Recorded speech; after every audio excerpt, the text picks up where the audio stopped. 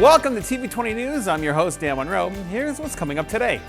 There are so many filmmakers, there are so many movie stars, there are so many craftspeople, designers that come from this part of the world. A history of movie making in Northern Ohio. We'll tell you where you can check out the exhibit Hollywood on the Cuyahoga.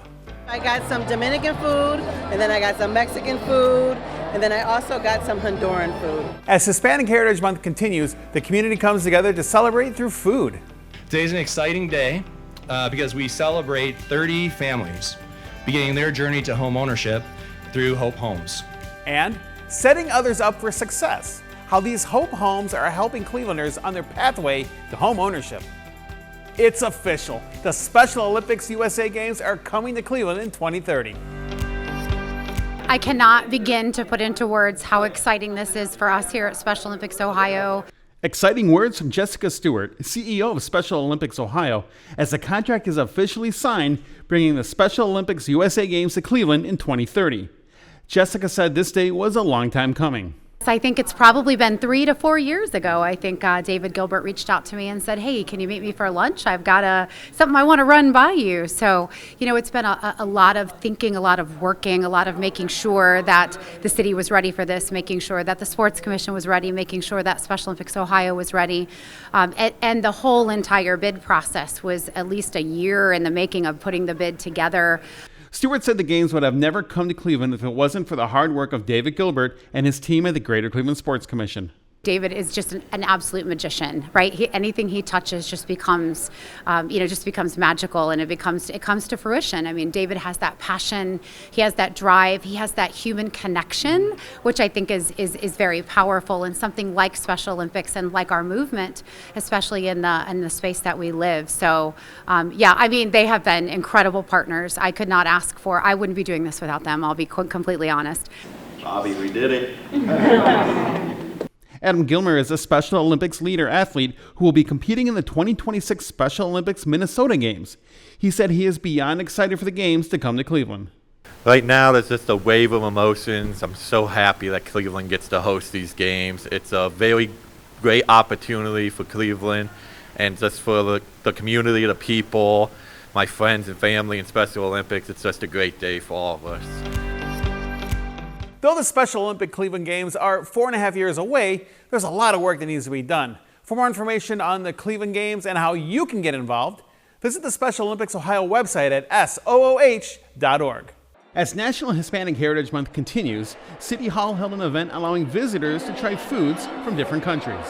We are celebrating Hispanic Heritage Month, and we're highlighting local Cleveland vendors, food vendors, and some art vendors. It's so important to share culture because a lot of times we don't know what's out there. So it's nice to highlight vendors to bring cross-cultural, bridge gaps among the communities. National Hispanic Heritage Month is celebrated annually in the U.S. from September 15th to October 15th to recognize the contributions and influence of Hispanic culture. There are plenty of upcoming events to check out too. A health and wellness fair on October 1st, Cultural Day on October 8th, and Senior Day on October 9th. You can find this list on the City of Cleveland's website. An incredible display on the history of movie making right here in Ohio. We're talking about Hollywood on the Cuyahoga, Northeast Ohio and the movies. It's a brand new exhibit available at the Cleveland History Center right now on local movies and movie makers. Here's a preview of what to expect when you go. There are so many filmmakers, there are so many movie stars, there are so many craftspeople, designers that come from this part of the world. Ohio's contributions to the movie industry are on display at the Cleveland History Center. Each year, the movie industry contributes tens of millions of dollars. I mean, the Superman film was huge. Many of us are familiar with the latest Superman film, which was shot all over Cleveland. But you may be surprised to know there are many more movies filmed locally as well. You find that there's been this amazing creativity here most people don't know about. They know a little bit about Christmas Story because it was every favorite movie. They know a little thing like that, but they don't know that 104 movies have been made here, 104 feature films, and thousands of people have worked on those films in Northern Ohio. So it's an industry that we tend to not know about. And you can learn all about those 104 films at the exhibit Hollywood on the Cuyahoga. Dennis Berry is the director of exhibit design at the Cleveland History Center. He and his team are thrilled for Northeast Ohioans to learn all about the local stars both in front of the camera and behind it. The second earliest film, Perils of Society, made here in 1916 by Catherine Bleecker, a female director. And she gets all of the swells of Cleveland, all the higher upper class to be in this movie. It's 37 minutes long, it's a hoot. The Kid from Cleveland, that's a gem. That was made with the 1948 Cleveland Indians and about a bad boy who the Indians rescue from a life of crime and whatever. It's just a great film. Harold Rags Crawford, the first black costumer in Hollywood, lives here in Cleveland. They shoot everywhere from St. Theodosius to the Art Museum to, places you've never heard of, which, boosts the economy of those areas. So it's a big, big industry, and it's only gotten bigger as the Film Commission has been at work. A lot of thought went into every display at the exhibit. Barry says he and his team wanted to make sure to shine a spotlight on all the roles it takes to get a movie up on the big screen. We wanted to highlight the people behind the camera as well as in front of the camera. So while we have a big section on stars and we have lots of film footage of some of the key stars that came out of Ohio, we also celebrate the people who wrote the movies, the people who produced the movies, the people who created the special effects. And so when you're in the exhibit, you get the sense of movies aren't just the face in front of the camera. Movies are so many people behind them. The exhibit runs through October of 2026, so you have a year to check it out. And tickets are available through general admission at the Cleveland History Center. Hollywood and the Cuyahoga actually complements Ohio Goes to the Movies, which is a statewide film festival all about films made in Ohio. That'll take place next year. We were at the opening of a composting site in the Kinsman neighborhood. Last year, the city of Cleveland announced the launch of composting services in partnership with Rust Belt Riders, a locally owned food scrap composting company. The Food Scrap Drop-Off Composting Program is funded through a federal grant from the USDA. This was the final composting site open through that grant. The site is open to anyone in the city, but specifically to those in the SNAP eligibility range who can get free memberships. And Rust Belt Riders say they just recently hit 250 household memberships for the program. Residents interested in food waste composting services can enroll for $12 a month, allowing them to bring food scrap composting materials to any of their drop-off locations with Rust Belt Riders. For more information, you can call 216-800-4651, extension 2, or email info@rustbeltriders.com. Next, helping provide families with an accessible path to home ownership.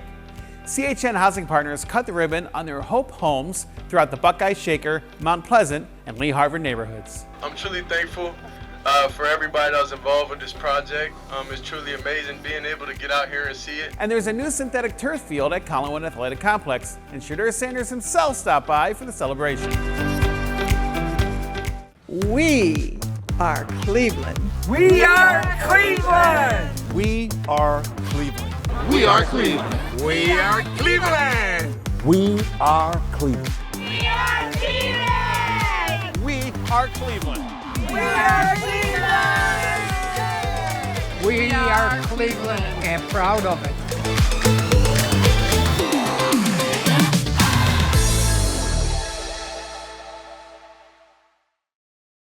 Did you know that in the city of Cleveland, you can text 911 and the message goes directly to our communications center?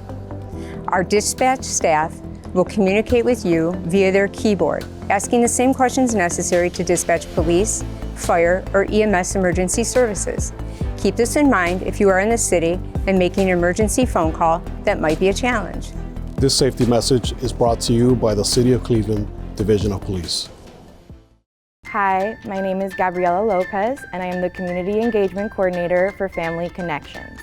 We are here to help parents and children learn and grow together. You can find us here at the Greater Cleveland Food Bank Community Resource Center. Right now, we offer fun playgroups, help for parents, and tools to support your child's learning and development. Soon, we will be starting pop-up playrooms where kids can play and learn, and parent cafes where grown-ups can talk, share ideas, and get support.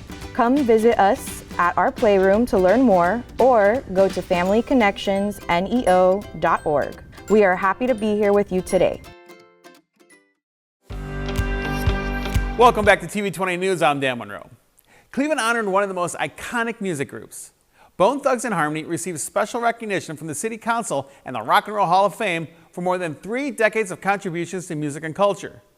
TV20's Randy Buffington takes us inside the celebration. In their lyrics, in their interviews, in their videos, in their hearts, they never forgot where they came from. And today, we make sure Cleveland never forgets them. Congratulations, guys. This city is will be proud to call you one of our own. It was a proud moment for the city as Cleveland City Council honored hometown legends Bone Thugs-n-Harmony with the Keynote Award. For Council President Blaine Griffin, the recognition wasn't just about music. It was about inspiration. To not only be recognized at the national level, but here at the heart of Cleveland in the Rock and Roll Hall of Fame, just speaks volumes. And these are the kind of things that we want to do in order to provide inspiration for all of the people in our communities. We like to take the idea of individuals who are born and bred in the city of Cleveland, have made it nationally, obviously as Bone Thugs-n-Harmony has done, and show them that we haven't forgot about them.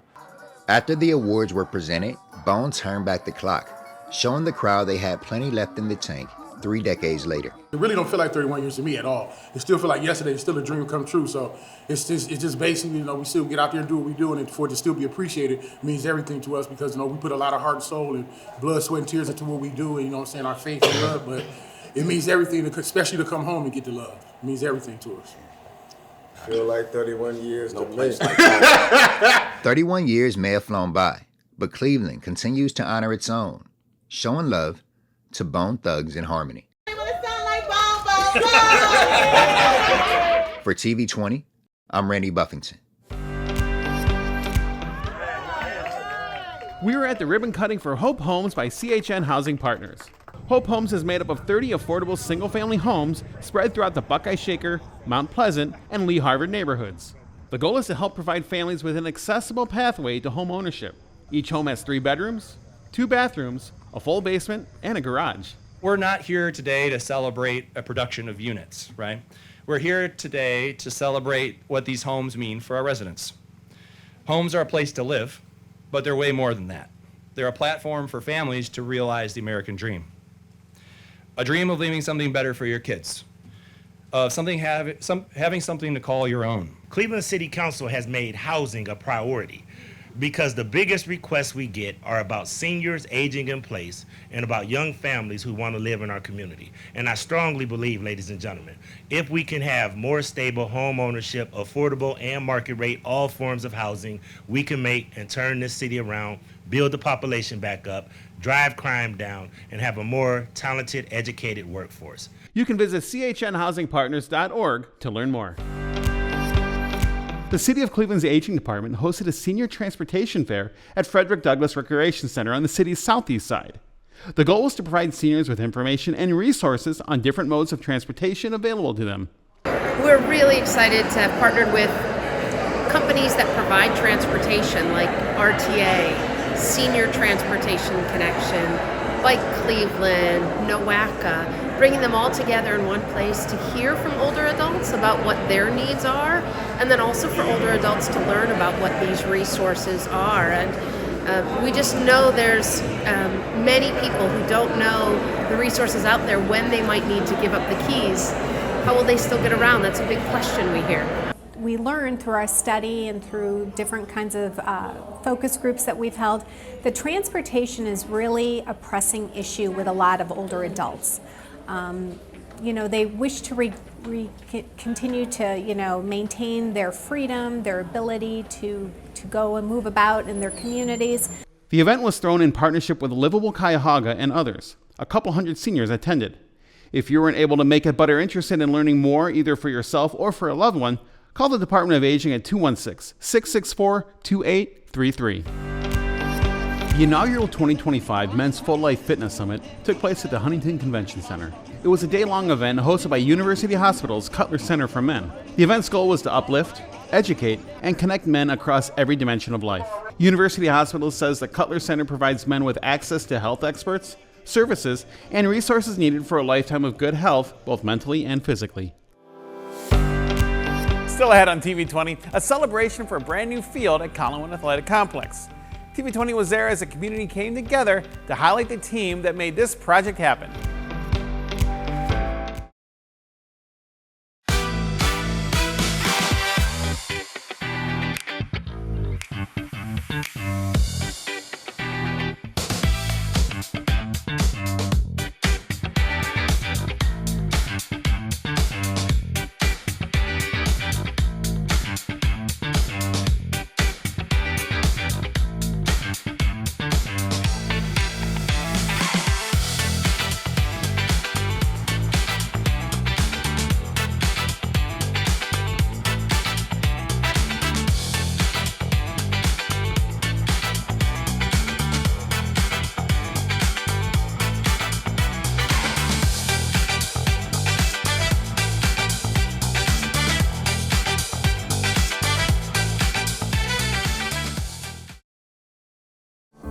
The Cleveland Division of Police is announcing a new feature in reporting non-emergency crimes. When you call the non-emergency number 216-621-1234, a dispatcher will then send you a link via text to your cell phone. Other options are to call 833-461-0144 or use the QR code and report your non-emergency crime. We encourage everyone to add both the Cleveland Division of Police non-emergency phone number and the direct number in their cell phones. This safety message is brought to you by the City of Cleveland Division of Police. Hello, my name is Yvette Nossel, Director of Community Initiatives at the Cleveland Animal Protective League. We provide services here at the Greater Cleveland Food Bank Community Resource Center. I am part of a team called Project CARE. The letters of CARE stand for Community Animal Retention Effort. The mission of Project CARE is to help provide services to pet owners in times of hardship so they can retain their pets in their home. We distribute food here at the Greater Cleveland Food Bank Community Resource Center every Tuesday from 10 a.m. to 1 p.m. In addition to our pet food distribution, we can also assist pet owners in getting the necessary medical care for their pets at our low-cost community pet clinic located at our pet shelter in Tremont. Stop by and talk to one of our Project Care associates for more details. Welcome back to TV20 News. I'm Dan Monroe. There's a new field surface at Collinwood Athletic Complex thanks to a partnership between the City of Cleveland and the Cleveland Browns. TV20 was there for the big celebration. I want to welcome you all to Collinwood's Sports Complex for the grand opening of the brand new synthetic turf field. Youth and high school football players now have a high-quality synthetic turf field to play on, thanks to the Cleveland Browns and Ohio Cat. This is our 16th field, and we're so proud of it. Our field project initiative began in 2016, 8 years ago, with 5 CMSD fields done over a 2-year span. We actually also dedicated our 17th just a few weeks ago at Brooklyn High School. Forever Lawn, which is the official synthetic turf partner of the Cleveland Browns, is a synthetic turf provider based out of Louisville, Ohio. This is really a great opportunity for our kids to play on not only on a good-looking field, but a safe field. That's what's important, a safe field. So as we go forward, we hope we can multiply this across the city. The new fields through the support program aren't only for football, but for multiple sports. Thank you to the Cleveland Browns. Thank you to the City of Cleveland, as well as CMSD, for allowing us to have a new field in Collinwood. It is investments like these that really shows everyone's commitment to our young people in the things that you do every day, your accomplishments. What this field means to us is another safe space for our children to gather, another safe space for the community to come out and enjoy. Since the field needs less maintenance compared to natural grass, they're also more readily available year-round to youth and community groups and students when they're not in the classroom. So you see these scholars in front of you, they're doing their thing in the classroom, and as you can also see, they're doing it also through athletics. And so we're proud of this opportunity to provide extracurricular opportunities in athletics to them. I'm truly thankful for everybody that was involved with this project. It's truly amazing being able to get out here and see it. Just being a kid, just being able to have different resources. I see I got great helmets, cool uniforms, everything like that. It's extremely fun to have, and you should just be thankful for the opportunity and for the moment, because there's a lot of people that don't have that. So thank you for being out here. I'm thankful to be out here to witness everything, and definitely let's play ball today. Hey Cleveland, here's a quick wrap-up of the key decisions from the September 29th City Council meeting. Council approved several pieces of legislation which were amended that allow the city to go out for general obligation bonds, authorizing the construction, rehabilitation, renovation, or replacement of various public facilities, buildings, and/or similar structures. The amount is $12.739 million from general obligation bonds. Authorizing the construction, rehabilitation, installation, or improvement of parks and recreational facilities. The amount is $6.28 million with general obligation bonds. Authorizing the construction, rehabilitation, installation, or improvement of streets, sidewalks, or infrastructure, roads and bridges, within the city's right-of-way.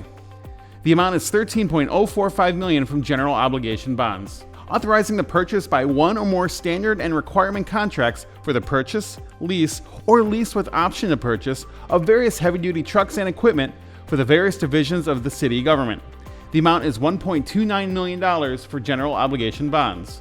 Authorizing the purchase by one or more standard and requirement contracts for the purchase, lease, or lease with option to purchase of various light-duty vehicles and equipment for the various divisions of city government. The amount is $2.69 million in general obligation bonds. Finally, legislation was introduced to determine the method of making high-comfort pedestrian and bicycle improvement at various locations. The city applied for and received a $5.45 million grant from the Northeast Ohio Area-Wide Coordinating Agency. Locations include East 55th Street from Opportunity Corridor to Broadway Avenue, Ontario Street from Lakeside Avenue to Huron Road, Lakeside Avenue from West 9th Street to East 13th Street, Berea Road from Triscuit Road to Detroit Avenue, St. Clair Avenue from East 55th Street to East 101st Street, West 44th Street from Franklin Boulevard to Bush Avenue, Randall West 41st Street from Woodbine Avenue to Bush Avenue, Fulton Road from Bush Avenue to Park Drive, Detroit Avenue from Berea Road to West Boulevard, Jennings Road from Treadway Creek Trail to the Towpath Trail, West Boulevard from Detroit Avenue to Lake Avenue, Community College Drive from Cedar Avenue to Outhwaite Avenue, Abbey Avenue from West 11th Street to Lorraine Avenue, and Walworth Avenue from West 53rd Street to Junction Road. That's your Cleveland City Council wrap for this week. Stay tuned to TV20 for more updates on how council decisions shape our city. Coming up later on TV20, a brand new episode of Creative Focus with Cornell Calhoun III. This episode highlights the efforts of the Transformative Arts Fund, a $3 million ARPA-funded initiative that supports public art across Cleveland. It's led by local artists and institutions and is meant to celebrate Cleveland's spirit and vibrant future. This episode of Creative Focus shines a spotlight on one of those artists and her initiative to bring some life into the Mount Pleasant neighborhood through murals. Here's a sneak peek. I'm thrilled to have as my guest today on Creative Focus, award-winning artist, art educator, therapist, and the executive director of Sankofa Fine Plus, Miss Robin Robinson. Excitement of art has always given people energy. There are 6 murals. They're all on the intersection of East 140th, but at the point where Kinsman and Union meet. People have come by and offered water to the artists. The theme has been migration, transformation, reconciliation, and revitalization. Have you subscribed to TV20 Cleveland's YouTube page? What are you waiting for? You're missing out on so much great content. Hey, thanks for watching TV20 News. I'm Dan Monroe, and thank you as always for watching TV20. We are Cleveland.